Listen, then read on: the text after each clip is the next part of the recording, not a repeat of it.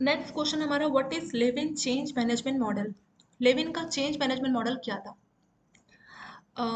Kurt Lewin थे 1890 से 1947 तक। तो ये सोशल साइकोलॉजिस्ट थे और इनका जो वर्क था वो स्पेशली जो है लीडरशिप स्टाइल और उसके efforts, work on group decision making, development of force field theory, unfreeze change और रिफ्रीज मैनेजमेंट थ्योरी के बारे में इनका मॉडल जो था। तो इसमें मेन मेन चीजें के बारे में बताई गई। तो इन्होंने एग्जैक्टली क्या बोला, इन्होंने चेंज को किस तरह से जो है डिफाइन किया उसके बारे में बात करेंगे। Lewin use the transition from solid to liquid to a block of ice to illustrate the concept of structure और ऑर्गेनाइजेशन चेंज। तो जो भी आपके ऑर्गेनाइजेशन में चेंज होता है, ठीक है, तो उसको उन्होंने तीन स्टेज में बताया, solid to liquid and to block of ice. इस तरह से जो है इन्होंने चेंज को जो है डिफाइन किया है। इनके मॉडल में जो है तीन फेजेस की बात की गई है, थ्री प्राइमरी फेजेस। कौन कौन से फेजेस है वो है, पहला फेज आएगा अनफ्रीज, दूसरा आएगा चेंज और फिर अगला स्टेज आएगा रीफ्रीज। पहले हमें अनफ्रीज बनाना है, फिर इसको हमें चेंज करना है और इसको हम फिर से फ्रीज करेंगे। इसको बिल्कुल आप ऐसा समझ सकते हैं जैसे मान लीजिए आपके पास आइस क्यूब है, ठीक है, पानी है उसके अंदर, ट्रे है और उसके अंदर आइस क्यूब है, इसके अंदर पानी भरा हुआ है। अब आप चाहते हैं कि ये जो आइस क्यूब्स हैं इनको आप चेंज करना चाहते हैं, क्योंकि ये जो है सारी रिएक्टेंगल मान लीजिए इस तरह की शेप की है क्यूब्स। आप स्क्वायर ले लीजिए, मान लीजिए रिएक्टेंगल शेप की आपकी आइस क्यूब्स है। तो आप क्या करना चाहते हैं, आपको टारगेट मिला है कि इसको चेंज करना है, इसको रिएक्टेंगल शेप से, मान लीजिए एक आपके पास ऐसी ट्रे है जिसमें सर्कल शेप की क्यूब्स है, ऐसे भी हो सकता है, ठीक है। तो आपको टारगेट मिला गया है कि ये जो आपके क्यूब्स हैं इसको चेंज करना है, कहाँ से, रिएक्टेंगल से आपको सर्कुलर स्टेज में लाना है, ठीक है, ये आपका टारगेट आपको दिया गया, ठीक है। तो अब हम क्या करेंगे, अगर आपके पास रियल में ऐसा टारगेट होगा तो आप पहला काम क्या करोगे, आप पहले क्या करोगे, वो जो फ्रिज है, फ्रिज से आप अपने स्ट्रेस को बाहर निकालोगे, उसमें जो भी आइस है उसको आप एक बर्तन में इकट्ठी कर लोगे और थोड़ी देर के लिए उसको बाहर रख दोगे, एक घंटा आधा घंटा। जब वो सारी की सारी जो आइस है वो क्या बन जाएंगी, वो सारा पानी बन जाएगा, ठीक है, पानी। यानी आप क्या कर रहे हैं, सॉलिड से लिक्विड कर रहे हैं, सॉलिड से लिक्विड। ये जो आपकी आइस क्यूब थी रेक्टेंगल शेप की, ये कैसी थी, ये सॉलिड में थी। अब आप उसको क्या कर रहे हैं, बाहर खुले में रख के उसको पानी में कन्वर्ट कर रहे हैं। तो अब आप किस स्टेज में आ गए, लिक्विड में आ गए। जो वाटर कन्वर्ट, वाटर में आपका ये आइस क्यूब जो है, सॉलिड आई क्यूब अब वाटर में आ चुकी है।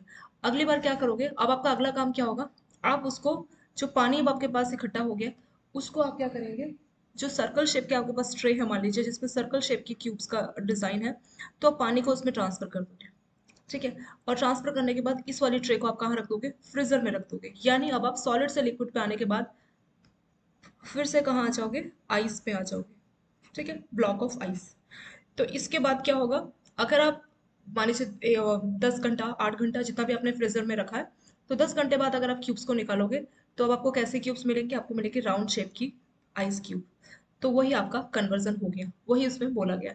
तो इसमें क्या बोला है, अनफ्रीज। अनफ्रीज का मतलब जो आपका पास लिक्विड है उसको पानी में कन्वर्ट करना, फिर इसको चेंज करना, चेंज मतलब यहाँ से इसको दूसरे फेज में लेके आना, फिर रिफ्रेज, उसको दोबारा से फ्रेश कर देना। तो अगली बार से जो आपको आइस मिलेगा वो आपको राउंड शेप का मिलेगा और आप उसको अपने हिसाब से इस्तेमाल कर सकते हो। तो बिल्कुल ये वही है। तो चेंज मैनेजमेंट को उन्होंने इसी तरह से जो है डिफाइन किया है। इसमें बोला गया है कि अगर आप चाहते हैं कि जो इम्प्लॉयज आपके ऑर्गेनाइजेशन में काम कर रहे हैं उनको आप नए इन्वायरमेंट के हिसाब से, नई चीज के हिसाब से ढालना चाह रहे हैं, तो पहले आपको उनको अनफ्रीज करना होगा, फिर उनको आप चेंज कर सकते हैं। और जैसे ही वो लोग चेंज हो जाएंगे तो आपको उनको फिर से रिफ्रेश करना होगा, ठीक है। तो ये चीज इसमें बताइए। तीनों के बारे में थोड़ा थोड़ा हम लोग देखेंगे कि अनफ्रीज, रिफ्रीज और चेंज में क्या क्या होता है। पहला आता है हमारा unfreeze. According to Lane's methodology, the process of transformations begin with the preparations of the change. This is the first stage. So unfreeze आपका पहला stage है. This indicate that organization must be prepared not only for the possibility of change but also for the fact that change is. तो इसमें जो है आपको सिर्फ change के लिए नहीं रेडी होना, बल्कि आपको ये भी याद रखना है कि चेंज सिग्निफिकेंट और एसेंशियल, मतलब जरूरी है, चेंज चेंज होना जरूरी है। तो पहला आपका अनफ्रीज स्टेज इसमें आ जाएगा। तो इसमें हम अपने एम्प्लॉयज को बताएंगे कि ये आपका जो भी चेंज होने जा रहा है, जैसे बैंकों में कंप्यूटर्स लाए थे 2003 के बाद से, तो उस टाइम पे हम पहले जो है अपने स्टाफ को ट्रेनिंग दी थी, तो उनको हम बता रहे हैं कि ये चेंज बहुत सिग्निफिकेंट है, हमारी एग्जिस्टेंस के लिए बहुत जरूरी है। अगर हम चेंज नहीं होते तो हम बहुत पीछे रह जाएंगे। आप इमेजिन कीजिए अगर 2002 या 1 के टाइम पे अगर बैंकों में कंप्यूटर्स नहीं होता, क्योंकि वहाँ के एम्प्लॉयज को पसंद नहीं था कंप्यूटर, उस वजह से अगर किसी ऑर्गेनाइजेशन ने अपने एम्प्लॉयज की बात मानी होती कि उनको चेंज नहीं होना, उनको कंप्यूटर में काम नहीं करना, तो अभी उनकी ब्रांच क्लोज हो चुकी होती, ठीक है, डेफिनेटली वही होता। तो यानी जो चेंज है, हमेशा हम ये नहीं बोल सकते कि चेंज हमारे लिए नेगेटिव है, तो कई बार ये हमारे लिए बहुत पॉजिटिव भी हो सकता है और हमारे सर्वाइवल के लिए चेंज बहुत जरूरी इसमें हो सकता है। तो ये आपका इसमें पहला हो गया। तो इसमें बताया जाएगा कि चेंज कितना सिग्निफिकेंट और जरूरी है। सेकंड में आ जाएगा चेंज, द ट्रू ट्रांसफॉर्मेशन और चेंज हैपेंस। तो ये जो सेकंड स्टेज है यहाँ पे जो है रियल में ट्रांसफॉर्मेशन और चेंज जो है देखा जाता है। This process can take some times to complete. ये जो प्रोसेस है इसमें थोड़ा टाइम लग सकता है, because people typically need some time to adjust. तो कोई नई जगह पे लोगों को एडजस्ट होने में थोड़ा सा टाइम लगता है, कोई नई चीजें हो रही, नई हैपनिंग हो रही है, कुछ नया एडवांसमेंट हो रहा है, या कुछ भी आपके इन्वायरमेंट में नया चेंज हो रहा है, तो उसमें लोगों को थोड़ा सा एडजस्ट होने में जो है टाइम लग जाएगा। तो इस चेंज स्टेज में अच्छा खासा जो है टाइम लग जाता है। At this point strong leadership and assurance are essential because they are not only point the process in right path। यानी जो चेंज स्टेज होगा, इस स्टेज में एग्जैक्टली क्या होगा, लोगों को थोड़ा सा टाइम लग सकता है। और टाइम क्यों लगेगा, क्योंकि उनको अपने नए जो इन्वायरमेंट जो चेंज हुआ है उसके हिसाब से उनको क्या करना है, एडजस्ट करना है। जो लोग पहले कंप्यूटर्स में काम नहीं करते थे, जैसे उनको कंप्यूटर्स मिला होगा तो उनको थोड़ा सा समझने में कि किस तरह से काम करता है कीबोर्ड माउस और किस तरह से चीजें होती है, तो उनको थोड़ा सा टाइम लगा होगा, तो वो आपका चेंज स्टेज आएगा। तीसरा आता है रिफ्रीज। At this stage, the people in the company or organizations have shown that they are willing to accept। refresh में refresh स्टेज में पहुंचते पहुंचते जो आपके एम्प्लॉयज में, जो आपके ऑर्गेनाइजेशन में जो लोग हैं, उन्होंने बोल दिया होगा कि हाँ वो विलिंग है एक्सेप्ट करने को, मतलब चेंज को वो एक्सेप्ट करेंगे। इम्प्रेस मतलब उसको वो सराहना करते हैं और काम करेंगे to put the change into fact, मतलब मिलके काम करेंगे ताकि इस चेंज को जो है इफेक्ट में लाया जा सके। As a result the firm or organization starts returning into previous stage. अब लोगों ने खुद से जब ठान लिया कि हाँ हम चेंज को एक्सेप्ट करेंगे और हम इसी तरह से जो है काम करेंगे, अब क्या है ऑर्गेनाइजेशंस में जो है अ, लोग अपनी पुराने जो स्टेट में उसको लौटने लगते हैं, पुराने स्टेट मतलब पुरानी स्पीड में लौटने लगते हैं। Because of this the stage is referred as recycling. तो इसीलिए इस स्टेज को रिफ्रीज या रिसाइकलिंग स्टेज भी बोला जाता है। This is a point in time when workers और processes begin to refresh। refresh मतलब अब वो अपनी पुरानी कंडीशन में आ गए, पहले उनकी बहुत फास्ट स्पीड थी, तो अब कुछ टाइम बाद चेंज में उनको थोड़ा टाइम लगेगा। जैसे ही चेंज का फेज क्रॉस करेगा वो रिफ्रेश वाले स्टेज में आएंगे, और रिफ्रेश वाले स्टेज में दोबारा से वो अपनी जो पुरानी स्पीड थी उस स्पीड से वो काम करना शुरू कर देंगे। ठीक है, and things start getting back to the normal speed and routine that they were previously. तो पहले उनका जैसे रूटीन था, जैसे उनकी स्पीड थी, तो उसी स्टेज पे जो है वो सभी वापस आ जाएंगे। तो यही आपकी तीन स्टेज होगी, अनफ्रीज, चेंज और फ्रीज। और सबसे बड़ा डिफरेंस क्या है कि अनफ्रीज में क्या क्या था कि पुराने आपका जो इन्वायरमेंट था, रिफ्रीज में अब नया इन्वायरमेंट होगा। जैसे मैंने आइस क्यूब का एग्जांपल दिया था कि पहले आपके पास रेक्टेंगल शेप की आइस थी, अब आपके पास राउंड शेप की आइस है। ठीक है, तो इस तरह से जो है चेंज मैनेजमेंट को किया जाता है। तो यही लेविन के द्वारा बताया गया था चेंज मैनेजमेंट प्रिंसिपल। ठीक है, तो तीन स्टेज कौन से, अनफ्रीज, चेंज और रिफ्रीज। अनफ्रीज फर्स्ट स्टेज है, इसमें जो है लोगों को बताया जाएगा कि क्यों जरूरी है, क्यों सिग्निफिकेंट है चेंज। चेंज में जो है सेकंड में रियल में जो है चेंजेस इसमें किए जाएंगे। तीसरा आपका आता है रिफ्रीज, ये आपका लास्ट स्टेज है, और इसमें जो है इसको आप रिसाइकलिंग स्टेज भी बोल सकते हैं, वो है आपका रिफ्रीज स्टेज।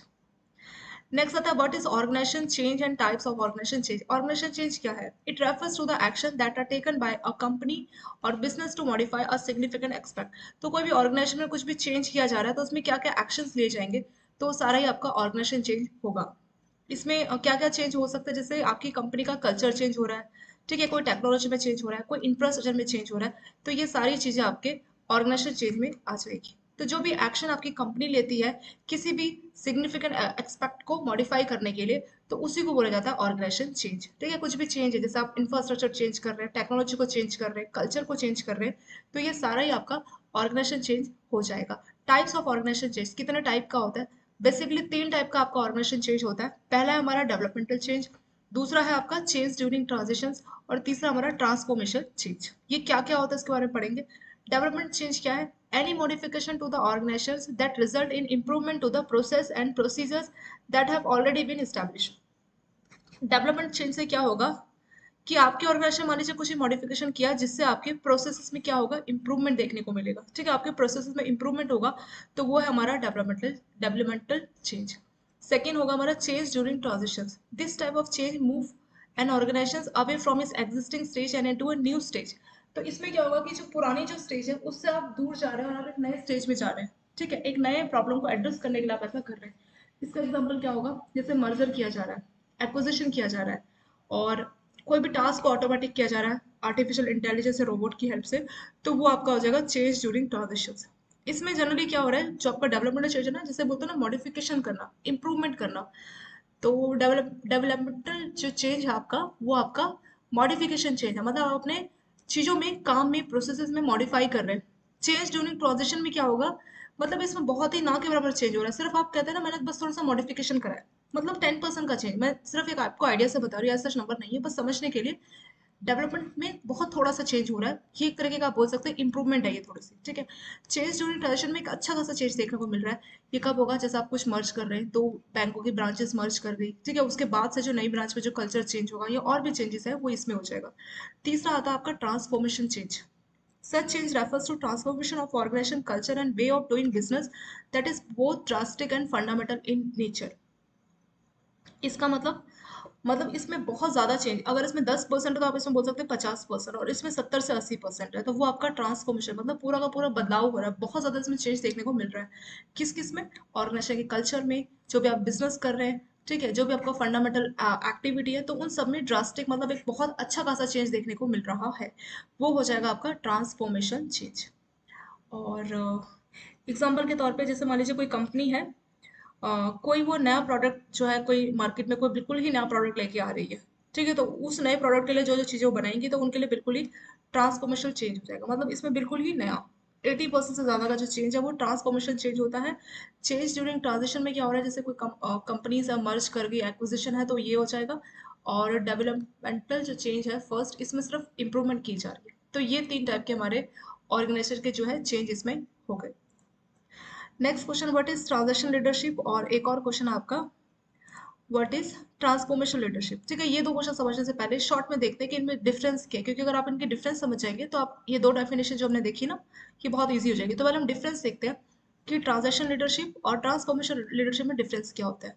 जो ट्रांजेक्शन लीडरशिप होती है ना, ये वाली, it is primarily based on process and control and require strict management structure. तो ट्रांसफॉर्मेशन, अगर आपकी लीडरशिप ट्रांजेक्शन है, तो इसमें आपके ऊपर स्ट्रिक्ट कंट्रोल किया जाएगा, स्ट्रिक्टनेस इसमें ज़्यादा रहेगी। और इसमें जो भी प्रोसेसेस होंगे उसमें आपको पूरा कंट्रोल में, अपने कंट्रोल में जो है रखा जाएगा, और लोगों के पास आज़ादी नहीं है कि वो बात कर सके, अपनी बातें रख सके, आपके इश्यूज को रिजॉल्व किया जाए, तो उसके चांसेस इसमें आपको बहुत कम मिलेंगे, तो वो है आपकी ट्रांजैक्शन लीडरशिप। दूसरी आती है आपकी ट्रांसफॉर्मेशन लीडरशिप।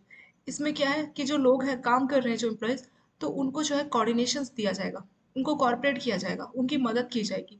यानी ट्रांसफॉर्मेशन एक पॉजिटिव लीडरशिप है, और ट्रांजिशन एक टाइप से आप समझ सकते हैं नेगेटिव लीडरशिप है। किसके पॉइंट ऑफ व्यू से, जो एम्प्लॉयज काम कर रहे हैं उनके पॉइंट ऑफ व्यू से मैंने बोला है कि जो ट्रांसफॉर्मेशन लीडरशिप है जनरली लोग पसंद करते हैं, और जो एम्प्लॉयज है वो इसको, इस वाली लीडरशिप को पसंद करते हैं, बट ट्रांजिशन वाले को पसंद नहीं करते। क्यों? क्योंकि इसमें स्ट्रिक्टनेस ज़्यादा है, कंट्रोल ज़्यादा है, तो वो होगा आपका ट्रांजिशन लीडरशिप। लेकिन अगर हम बात करें ट्रांसफॉर्मेशन लीडरशिप, तो ये एक पॉजिटिव कॉर्पोरेशन की बात करते हैं, जो एम्प्लॉयज है एक दूसरे को कॉर्पोरेट करेंगे, तो उसकी बात की जाती है ट्रांसफॉर्मेशन लीडरशिप। ठीक है, वही इसमें लिखा गया। चलिए, यहाँ पे हम लोग समझ गए। अब हम सीधे क्वेश्चन पे आ जाते हैं। पहला क्वेश्चन क्या था, what is transition leadership. Transition leadership कौन सा था हमारा, पहले वाला, ठीक है, जिसको हम लोगों ने नेगेटिव बोला, फ्रॉम किसके पॉइंट ऑफ व्यू, जो एम्प्लॉयज है उनके पॉइंट ऑफ व्यू से। क्यों? क्योंकि इसमें काफी स्ट्रिक्टनेस है, काफी ज्यादा जो है कंट्रोल किया जा रहा है, तो इसलिए इसको मैंने नेगेटिव जो है याद रखने के लिए आपको बताया। Transition between a leader and his followers, including incentive and another commutations utilized by transition leadership model to accomplish the goal of getting। तो इसमें कोई भी काम है उसको पूरा करने के लिए क्या दिया जाएगा, इसमें इंसेंटिव जो है दिए जाएंगे। The leader make sure that everyone is aware of this objective and everyone on the team is aware of how they will be rewarded. तो इस वाली लीडरशिप में क्या किया जाएगा कि लीडर को इस बात को मेक श्योर करना होगा कि जो भी लोग हैं, जो भी उसकी टीम के जो मेंबर्स हैं, उनको मालूम होना चाहिए कि उनका ऑब्जेक्टिव क्या है, और उनको रिवॉर्ड दिया जाएगा अगर वो उस ऑब्जेक्टिव को पूरा करता है। और चलिए, ट्रांजेक्शन के लिए इतना, इसमें काफी अगर आएगा तो एक ही नंबर का पूछा जाएगा। सेकंड आता है आपका ट्रांसफॉर्मेशन लीडरशिप। इसमें क्या होगा, the leader inspire his or her followers by providing them a clear vision. तो उनको पूरा जो क्लियर विजन बताएंगे। विजन क्या होता है आपका, फ्यूचर क्या पर्पस है, फ्यूचर में कहाँ रहना चाह रहे हैं, तो इसमें क्लियर विजन की जो कम्युनिकेशन की जाएगी अपने एम्प्लॉय के साथ। And then leader encourage the empowers the followers to work. तो इसमें जो है लोगों को, जो आपके फॉलोवर्स हैं, जो वर्कर्स जो काम कर रहे हैं, जो आपके एम्प्लॉय हैं, तो उनको पूरा मोटिवेट किया जाएगा कि इस गोल को हमें कैसे अचीव करना है, तो वही आपका ट्रांसफॉर्मेशन लीडरशिप इसमें हो जाएगा। नेक्स्ट है, what are the types of motivation. कितने टाइप की मोटिवेशन होती है, तो 2 तरह से, एक है एक्सट्रिंसिक और दूसरा है इंट्रिंसिक। एक्सट्रिंसिक मोटिवेशन मतलब आउटसाइड, बाहर से अगर आपको मोटिवेशन मिलेगी तो उसको आप बोलोगे एक्सट्रिंसिक, एक्स्ट्रा, आउटसाइड। इंट्रिंसिक मतलब इनसाइड, अगर आप खुद से मोटिवेटेड होंगे तो उसको आप इंट्रिंसिक लीडरशिप बोल सकते हैं। The motivation that originated from factors external, तो इंडिविजुअल्स के कंट्रोल में नहीं है, बाहर के फैक्टर्स है जिससे आप मोटिवेट होते हैं। It typically result in positive outcome, तो इससे आपको अच्छे आउटकम मिलते हैं, जैसे आपकी तारीफ होगी, कुछ ट्रॉफीज दी जाएगी, कुछ फाइनेंशियल गेन मतलब आपका इंक्रीमेंट हो गया, या सोशल रिकॉग्निशन मतलब मार्केट मतलब आपके एरिया में सोशल में आपका रिकॉग्नाइज किया जाएगा। तो ये सारे बेनिफिट मिलते हैं। तो इस इन सभी बेनिफिट की वजह से कोई पर्सन मोटिवेट होता है तो उसको बोला जाएगा एक्सट्रिंसिक मोटिवेशन। मतलब ये मोटिवेशन के फैक्टर्स उसके अंदर से नहीं है, बाहर के फैक्टर्स है कि मुझे मार्केट में, मुझे लोगों के बीच में अच्छी इज्जत मिलेगी, मुझे अच्छा पैसा मिलेगा, मुझे ट्रॉफीज मिलेगी, मेरे को तारीफ मिलेगी, इसी वजह से पर्सन मोटिवेटेड है। तो इसी को बोला जाता है एक्सट्रिंसिक रिवॉर्ड। ठीक है। और जैसे जैसे लोगों के अंदर ये एक्सटेंसिव मोटिवेशन बढ़ता है तो प्रॉपर जो है साइकोलॉजिकल रिसर्च की गई इस इसको लेके, और उसमें ये पता लगा कि अगर लोगों के अंदर एक्सटेंसिव जो मोटिवेशन ज़्यादा है तो इसकी वजह से क्या होता है कि धीरे धीरे जो इंटरेस्टिंग मोटिवेशन है तो वो कम होता जाता है। मतलब अगर आपको बाहर के फैक्टर से खुशी मिल रही है, बिल्कुल वैसे ही है, अगर आपको बाहर का खाना पसंद आ रहा है तो धीरे धीरे आपको घर का खाना पसंद आना बंद हो जाएगा। ये बिल्कुल उस तरह से आप याद रख सकते हैं। ठीक है। तो एक्सट्रेंसिक मोटिवेशन जैसे जैसे लोगों का बढ़ता जाएगा तो उनका जो इंट्रेंसिक मोटिवेशन है वो कम होता जाएगा। अब ये इंट्रेंसिक मोटिवेशन क्या होता है उसके बारे में यहाँ दिया गया। इंट्रेंसिक मोटिवेशन का क्या मतलब है? तो motivations that arise from with in the individuals, लोगों के अंदर से, इंडिविजुअल्स के अंदर से जो मोटिवेशंस आता है उसको बोला जाता है इंट्रेंसिक मोटिवेशंस। ठीक है। एग्जांपल से समझ सकते हैं। Desire to solve a difficult puzzle for the purpose of attaining the personal satisfaction, बहुत एक डिफिकल्ट पजल थी, आप खुद पे आ गए कि नहीं नहीं इसको हम सॉल्व भी करेंगे, और जैसे ही आपसे वो एक डिफिकल्ट पजल सॉल्व होगी तो आपको अंदर से सेटिस्फेक्शन फील होगा। ठीक है। तो ये आपका क्या है, ये आपका इंट्रेंसिक मोटिवेशन है। यानी इतनी देर आप पजल में लगे रहे उसको सॉल्व करने के लिए, क्यों? क्योंकि आपके अंदर था इंट्रिंसिक मोटिवेशन। ठीक है। यही दो टाइप का हमारा मोटिवेशन इसमें हो गया। ऑर्गेनाइजेशन चार्ट कितने टाइप के होते हैं? जनरली दो तरह से उसको डिवाइड किया गया है। एक होते हैं आपके मास्टर चार्ट और दूसरे होते हैं आपके सप्लीमेंट्री चार्ट। ठीक है। मास्टर चार्ट को बिल्कुल आप ऐसे समझ सकते हैं जैसे आपकी मेन चार्ट, जिसमें फॉर्मल ऑर्गेनाइजेशन स्ट्रक्चर के बारे में सारा कुछ इन्फॉर्मेशन होगा। ठीक है। तो मास्टर चार्ट मतलब ये मेन चार्ट है। This chart display entirely of formal organisation structure. इसको बिल्कुल आप ऐसे समझ सकते हैं, मास्टर चार्ट आपका इंडिया का मैप हो गया। ठीक है। जिसमें आपको सारा मालूम है कि कौन सा स्टेट कहाँ पे है। ठीक है। तो ये आपका मास्टर चार्ट हो गया। लेकिन अगर आपने किसी स्टेट का, जैसे मान लीजिए दिल्ली का या किसी भी और स्टेट का, आपने हरियाणा, उसका आपने मैप लिया और आपको उसका डेटा सिर्फ मिल रहा है, तो वो होगा आपका सप्लीमेंट्री चार्ट। ठीक है। यानी ये सिर्फ एक डिपार्टमेंट के बारे में, किसी स्पेसिफिक डिपार्टमेंट या किसी स्पेसिफिक कॉम्पोनेंट ऑफ ऑर्गेनाइजेशन, किसी स्पेसिफिक एरिया के बारे में जो इन्फॉर्मेशन दे रहा है, तो वो होगा आपका सप्लीमेंट्री चार्ट। लेकिन मास्टर चार्ट आपकी पूरी की पूरी जो ऑर्गेनाइजेशन है उस पूरी ऑर्गेनाइजेशन को डिस्प्ले करता है। ठीक है। तो मास्टर चार्ट क्या है? ये पूरी की पूरी ऑर्गेनाइजेशन को बताता है। और सप्लीमेंट्री चार्ट क्या है? ये इन डेप्थ नॉलेज बताता है, लिंकेज किस तरह से, अथॉरिटीज क्या है, रिस्पॉन्सिबिलिटीज क्या है, जो कि किसी पर्टिकुलर डिपार्टमेंट, किसी डिपार्टमेंट के अंदर क्या क्या किसको रिस्पॉन्सिबिलिटीज दी गई है, उन सब की बातें सप्लीमेंट्री चार्ट में की जाएगी। मान लीजिए कोई बैंक है और उसमें मान लीजिए 2 लाख एम्प्लॉयज काम करते हैं, तो उन सभी का डेटा आपका हो जाएगा मास्टर चार्ट। सप्लीमेंट्री चार्ट में क्या हो जाएगा कि कोई मान लीजिए एक ब्रांच है, कोई डिपार्टमेंट है, कोई ब्रांच है, उसका डेटा कि कितने कितने स्टाफ है, कौन कौन है, तो वो किसको क्या पोजीशन मिली है, कौन किस डिपार्टमेंट में, मतलब किसी स्पेसिफिक डिपार्टमेंट का चार्ट होता है सप्लीमेंट्री, और को बोला जाता है आपका मास्टर चार्ट। नेक्स्ट क्वेश्चन देखेंगे हम लोग। इसमें बोला है what is contingency planning. Contingency planning को आप बोल सकते हैं प्लान बी। ठीक है। मतलब कुछ ऐसी परिस्थिति होगी जो आपके अनुकूल नहीं होगी, जिस हिसाब से आपने एक्सपेक्टेशन किया था उस हिसाब से चीजें नहीं होंगी, तो आप क्या करेंगे? तो वो आपका कंटीजेंसी प्लानिंग होगा।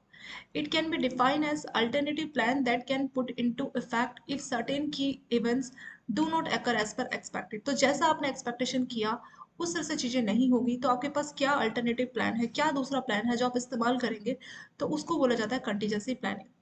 Regardless of form, strategic being formulated, implemented and evaluated, unforeseen events could make the strategy unsuitable। तो कई बार आपने बहुत अच्छी स्ट्रैटेजी बनाई होती है, प्रॉपर अच्छे से आपने इम्प्लीमेंट किया है, इवोल्यूशंस किया है, बट उसके बावजूद भी कुछ चीज़ें जो हम पहले से नहीं समझ पाते, जिसकी वजह से जो हमारी स्ट्रैटेजी जो है सुटेबल नहीं होती।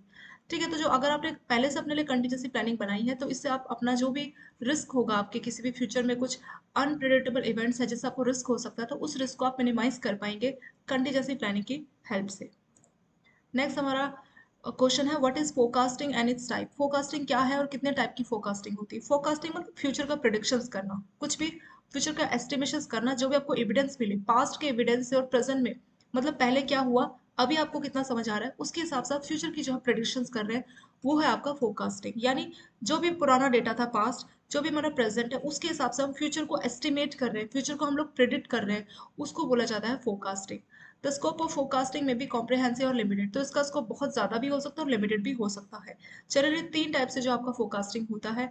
पहला आपका long long term forecast, second आएगा आपका मीडियम टर्म फोरकास्ट, और लास्ट आपका short term forecast. Long term forecast किसको बोला जाएगा? Forecast for the long term, तो यानी कि जो है 3 साल से 5 साल के लिए अगर आप फोरकास्टिंग कर रहे हैं तो वो आपका हो जाएगा long term forecast. Medium term 1 से 3 साल के बीच के लिए अगर आप फोरकास्ट कर रहे हैं, मतलब 1 साल से 3 साल में ऐसा होगा, आपके पास कुछ शेयर्स है तो आपने बोला कि 1 से 3 साल में मुझे 10% की ग्रोथ मिलेगी, तो ये जो आपने प्रेडिक्शन की 1 to 3 years, ये है आपका मीडियम टर्म फोरकास्ट। ऐसे शॉर्ट टर्म फोरकास्ट होता है जो लेस देन 1 year होता है, तो 1 साल से कम टाइम के लिए आपके पास मान लीजिए कुछ कंपनी के शेयर्स है और आपने उसको लेके फोरकास्टिंग की कि ये जो कंपनी के शेयर्स हैं 10% ग्रो करेंगे विद इन ए ईयर, तो 1 साल के अंदर अंदर के लिए आपने जो है फोरकास्टिंग कर दी, तो वो हो जाएगा आपका शॉर्ट टर्म फोरकास्ट। कई बार जो शॉर्ट टर्म फोरकास्ट है वो 1 से लेकर 6 महीने के लिए भी की जाती है, ठीक है, मतलब लेस देन 1 ईयर, तो वो डेफिनेटली आपका शॉर्ट टर्म फोरकास्ट रहेगा। फोरकास्टिंग मतलब पास्ट और प्रेजेंट एविडेंस को देख के फ्यूचर को प्रेडिक्ट करना, वो है हमारा फोरकास्टिंग। तीन तरह से है, लॉन्ग टर्म, मीडियम और शॉर्ट टर्म। लॉन्ग टर्म में 3 से 5 साल का, मीडियम में 1 से 3 साल का, और शॉर्ट में कितना होगा? 1 साल से कम। तो आप लोग ऐसे याद रखेंगे 1, 3, 5। 1 साल से कम शॉर्ट, 1 से 3 मीडियम, 3 से 5 आपका लॉन्ग टर्म। ये आपके ऑड नंबर हो गए, पहले तीन ऑड नंबर क्या होंगे? 1, 3, 5 ना, तो इस तरह से आप लोग याद रख सकते हैं। लेस देन 1 ईयर शॉर्ट, 1 से 3 मीडियम, 3 से 5 लॉन्ग टर्म फोरकास्टिंग हो जाएगा। Next question, what is conflict management? Conflict management का मतलब क्या है? It is a process of resolving conflict among, जो भी मतलब मान लीजिए किसी चीज को लेके लोगों के बीच में, डिपार्टमेंट में मान लीजिए कन्फ्लिक्ट हो गया, ठीक है, कुछ ब्रांचेस आपस में लड़ रही है, ये ब्रांचेस के अंदर ऐसा हो रहा है कि फील्ड ऑफिसर कुछ सोचता है और ब्रांच मैनेजर कुछ सोचता है, तो सब अलग अलग डायरेक्शन में जा रहे हैं, तो बिल्कुल कन्फ्लिक्ट जो है अराइज इसमें। तो ये जो भी आपका कन्फ्लिक्ट अराइज हुआ, इसको जो है मैनेज करना है, तो वही होगा कन्फ्लिक्ट मैनेजमेंट। तो इसमें क्या होगा, जो आपका आरबीओ है, ये जो एचआर है, वो इंटरवेन करेगा और वो दोनों ही पक्षों को जो है समझाने की कोशिश करेगा, क्योंकि अगर कहीं पे भी कन्फ्लिक्ट अराइज हो रहा है तो वो बिजनेस के लिए, ऑर्गेनाइजेशन के लिए सबसे ज्यादा नुकसानदायक होता है, ठीक है, तो इसको मैनेज करना बहुत ज्यादा जरूरी होता है। So the process of resolving conflict through conflict management aims to achieve a balance between minimising the potential for negative outcomes and maximising the potential for positive. तो जो नेगेटिव आउटकम्स हैं आपके और जो आपके पॉजिटिव आउटकम्स हैं, उनको, negative outcome को मिनिमाइज करना और पॉजिटिव आउटकम को मैक्सिमाइज करना, ठीक है, तो वही आपका होता है कन्फ्लिक्ट मैनेजमेंट। चलिए, इसके साथ ये इंपॉर्टेंट क्वेश्चंस हमारे हो गए कंप्लीट। कुछ और इंपॉर्टेंट क्वेश्चंस को हम आने वाले वीडियोस में डिस्कस करेंगे, और thank you so much for watching this video.